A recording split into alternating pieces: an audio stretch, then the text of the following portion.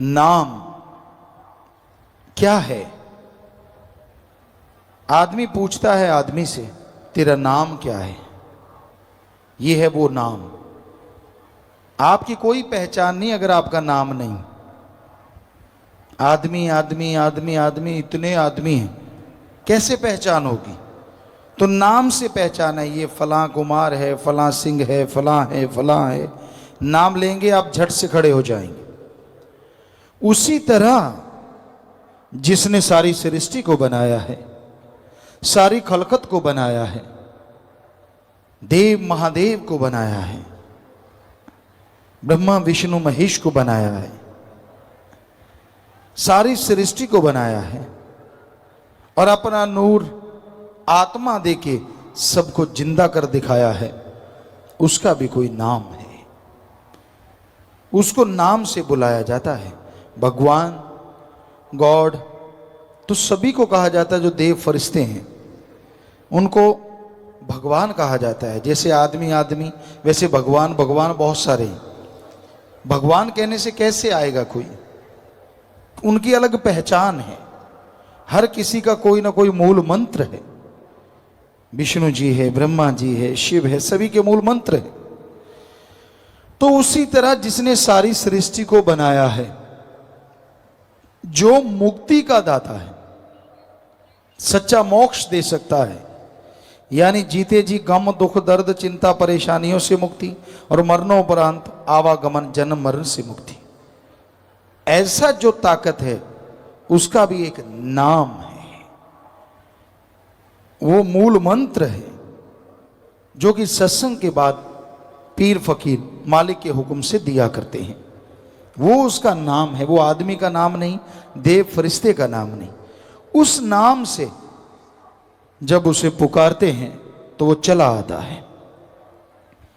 सच्चे दिल से, भावना से उसको बुलाएं, क्योंकि बहुत सारे पर्दे हैं।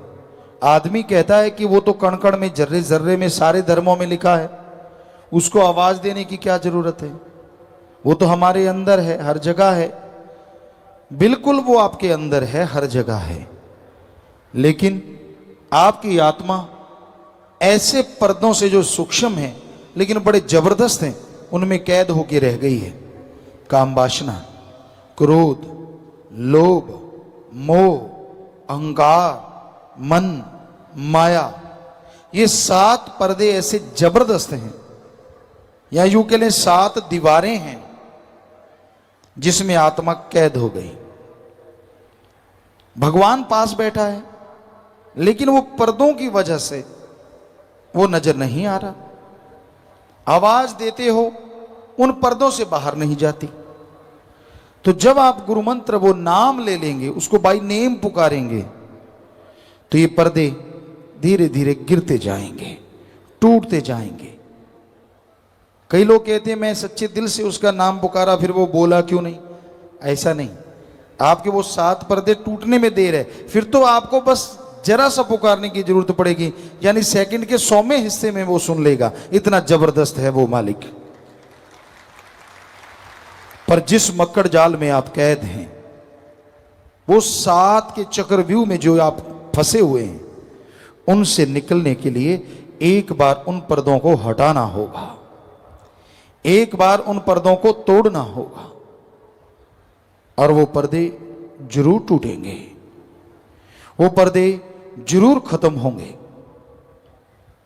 पर तभी जब आप मालिक के नाम का सुमरन करेंगे, बार बार उसका नाम पुकारेंगे, तो ये पर्दे टूटते चले जाएंगे।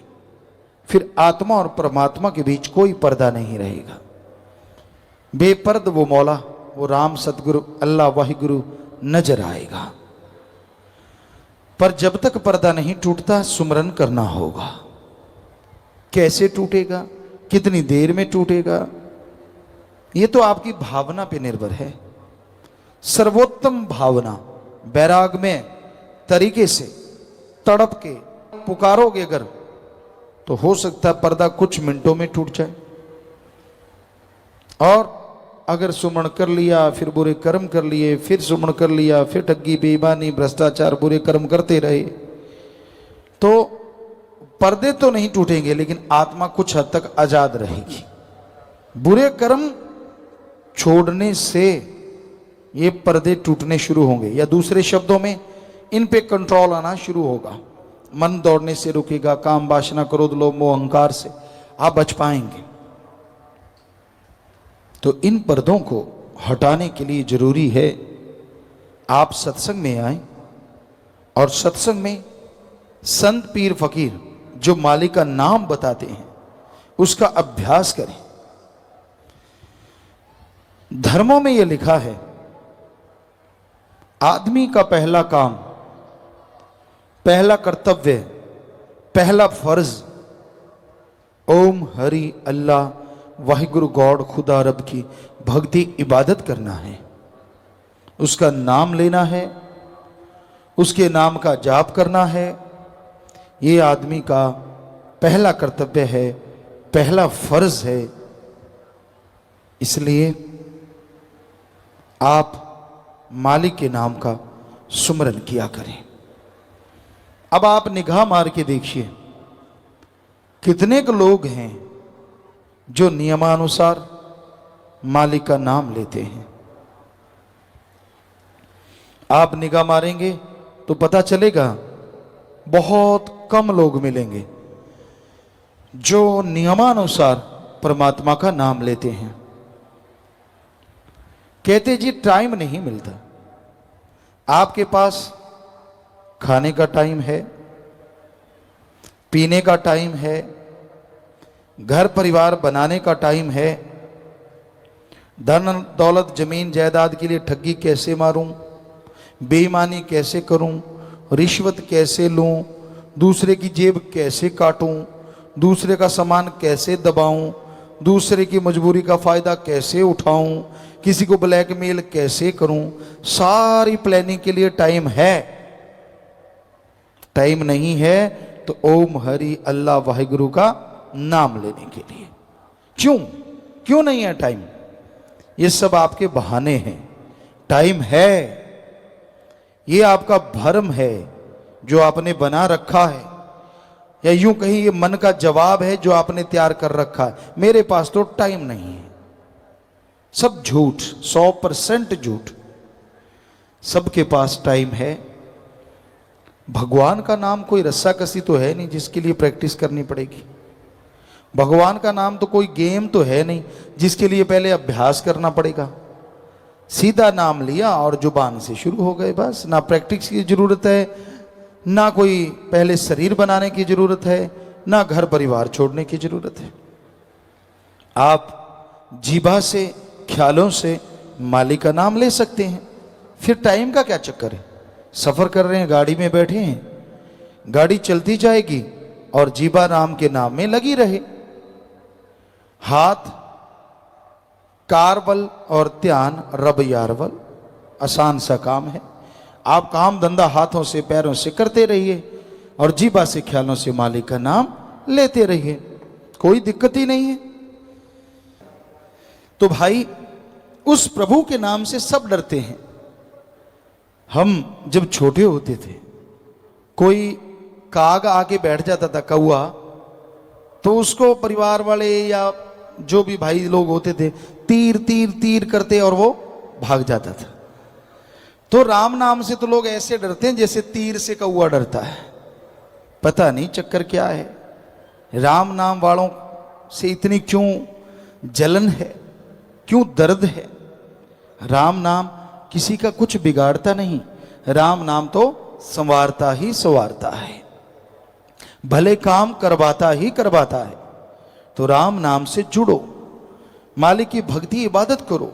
हर इंसान अपनी मर्जी का मालिक है। पशु को सांकल डाल के खूंटे पे बांधा जा सकता है, अरे कोई आदमी को मजबूर कर दे, ये कैसे संभव हो सकता है? हाँ, जानवरों को मजबूर किया जाता है, उनको संकल बांध लिया, रासा बांध लिया, कुछ भी कर दो। तो ये बड़ी अजीबोगरीब बातें इस संसार में हो रही हैं। लेकिन मालिक के प्यारों के, वो कहते हैं ना, सोना जब आग में से गुजरता है तो उसकी मैल जलती है, वो नहीं जलता, वो और सुनहरी हो जाता है। ऐसे ही भक्तजन होते हैं जो मालिक से प्यार करते हैं, अपने सदगुरु अल्लाह राम से प्यार करते हैं। वो उनको लाख कोई बुरा कहे, लाख गलत कहे, वो उन बुराइयों में से होके, क्योंकि बुरा करने वाले, बुरा बोलने वाले उनकी मैल धो देते हैं और वो और पवित्र होके और आबा से आगे बढ़ते हैं और चेहरे पे नूर लेके आते हैं, अंदर बाहर सरूर लेके आते हैं। तो ये राम नाम का असर है। जो मालिक का नाम जपेगा, मालिक की भक्ति इबादत करेगा, वो ही मालिक की तमाम खुशियां हासिल किया करेंगे। जो मालिक का नाम नहीं जपते, क्योंकि धर्म तो सभी ने अपना रखा है। हम इतनी जगह गए हैं, हमें आदमी कोई नहीं मिला। आप सोचते होंगे आदमी तो है सारे, नहीं नहीं नहीं, हमारा कहने का मतलब सिर्फ आदमी नहीं मिला, हर आदमी के साथ किसी ना किसी धर्म का नाम जुड़ा हुआ मिला। क्या आपको कभी अकेला आदमी मिला? किधर मिला हो तो बताइए। नहीं मिला, क्योंकि हर इंसान के साथ धर्म जुड़ा है।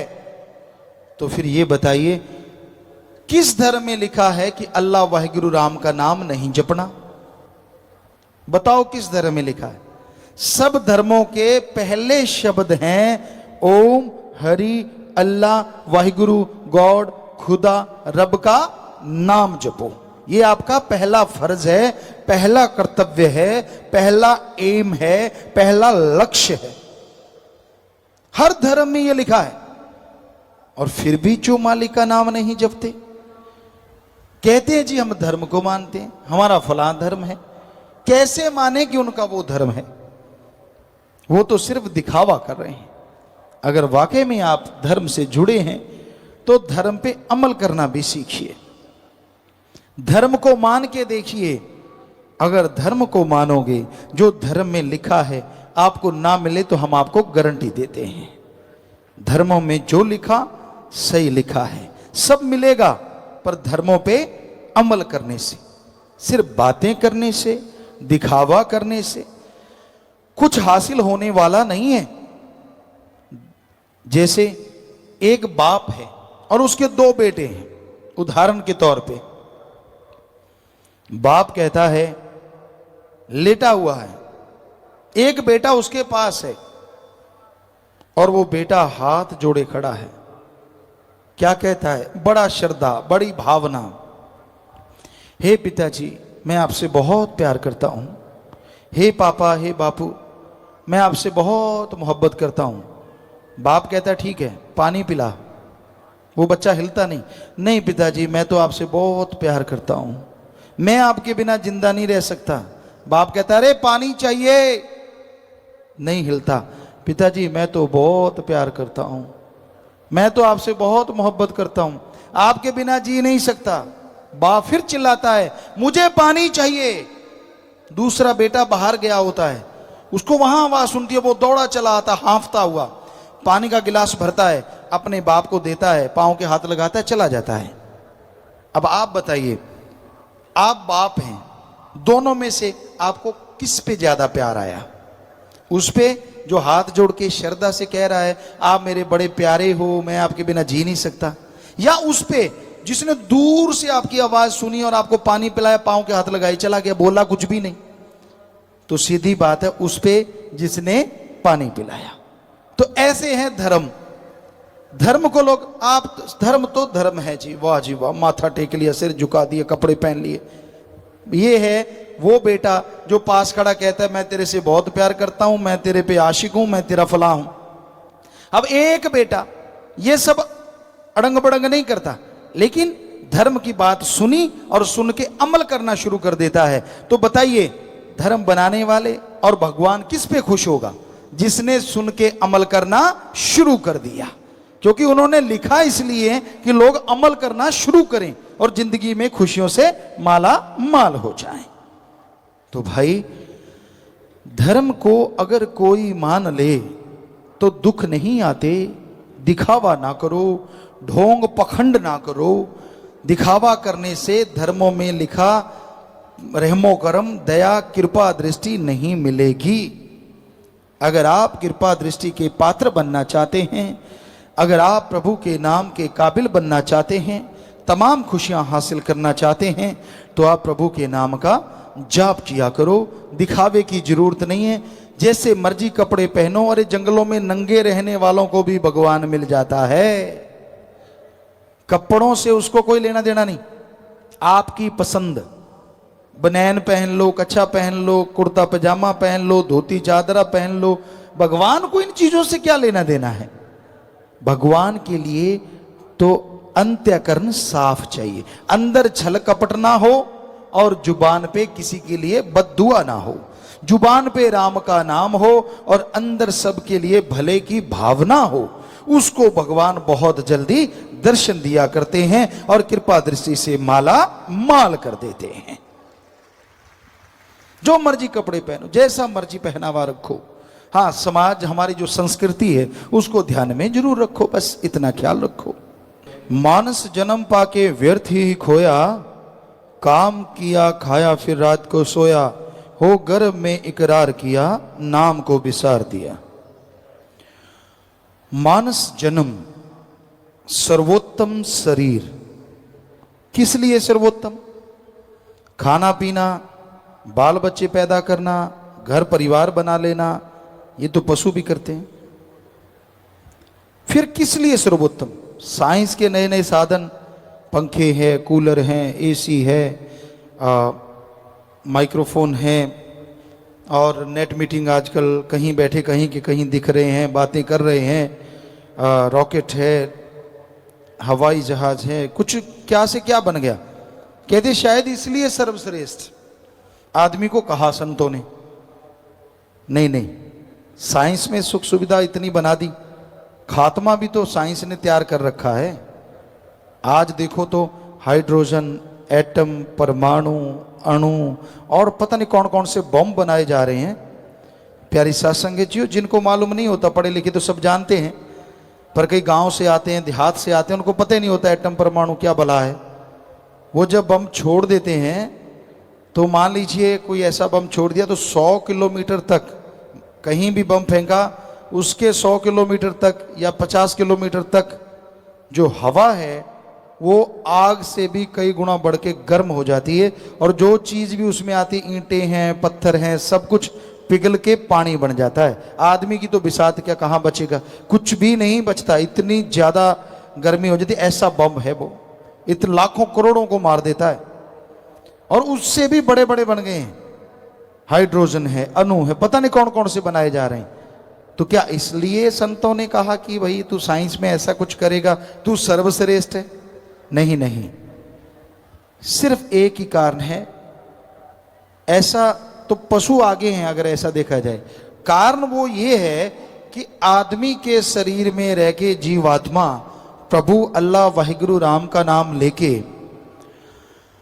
मालिक को पा सकती है। इस मृत्यु लोक में भगवान को पाया जा सकता है, भगवान के दर्शन हो सकते हैं, तो वो सिर्फ और सिर्फ मनुष्य को, पशु पक्षी परिंदे ऐसा नहीं कर सकते।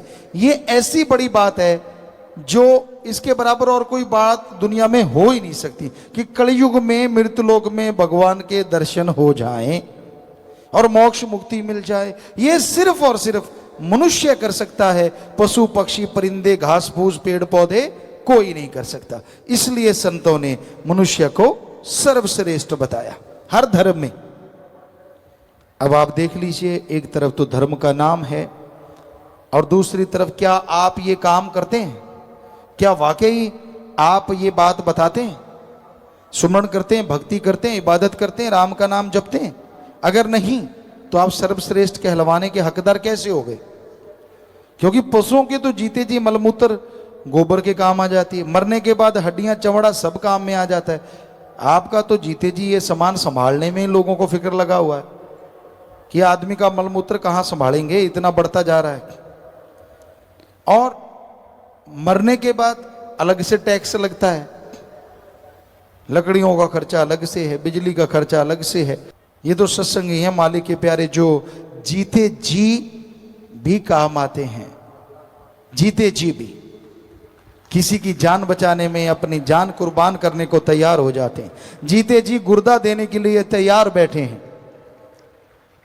और मरने के बाद पशु नहीं कर सकते वो कर दिखाते हैं सत्संगी। अपनी आंखें दान करते हैं, अपना शरीर दान करते हैं, जिससे पूरी मानवता का भला होता है। ये है धर्मानुसार, बल्कि उनसे भी 2 कदम आगे बढ़ के। ये किसी ने सोचा ही नहीं था कि ऐसा भी मनुष्य शरीर का काम आ सकता है, या ऐसे भी मरने के बाद ये काम देगा। तो है ना कमाल। तो ये इस तरह से आप चलिए रूहानियत इंसानियत के रास्ते पे, तो आप वो खुशियां हासिल करेंगे, आपके परिवारजन वो खुशियां हासिल करेंगे जिसकी कभी कल्पना भी नहीं की होगी। माया ने जाल में है लिया फसाए, साथ न जाए पड़ी यहां रह जाए, वो झूठा है व्यापार किया। माया क्या नहीं करवा देती। जो लोग कहते हैं जी माया वाले हमारे चारों तरफ फिरते हैं, हमें बर्बाद कर डालेंगे, वो लोग माया के गुलाम होते देखे गए। माया रानी चीज ही ऐसी है। ऐसे थोड़ा सी झलक दिखा दो, बात करते करते लोग कह देते हैं रुको जी हम थोड़ी देर के बाद आएंगे। माया रानी चीज ही ऐसी है कि कहीं कुछ गलती ना निकाल दे, अच्छा पैसा लिया है सारा डूब ही ना जाए। तो ये है आज माया का काम। ये झूठ को बढ़ा चढ़ा के पेश करती है माया रानी, और सच को दबा देती है। लेकिन सूरज बादलों के दबाने से कभी दबा नहीं करते। राम नाम, अल्लाह मालिक का नाम माया के फंदों को पल में बिखेर देता है। ये माया के फंदों का गुलाम नहीं बनता। राम नाम में इतनी शक्ति है, राम नाम में इतनी ताकत है। तो राम नाम के रास्ते पे जो चला करते हैं, मालिक से जो सच्चा प्यार इश्क किया करते हैं, अरे उनके बंद बंद कट जाया करते हैं, पर जुबान से उफ तक नहीं आया करती। ऐसा इतिहास बता चुका है। और जो माया के गुलाम होते हैं, जिंदगी भर ठोकर खाते हैं, चंद नोटों के लिए वो अपना जमीर बेच देते हैं। दुनिया थू थू करती है और आगे दरगाह में नरक दोजख में उनको जलना पड़ता है।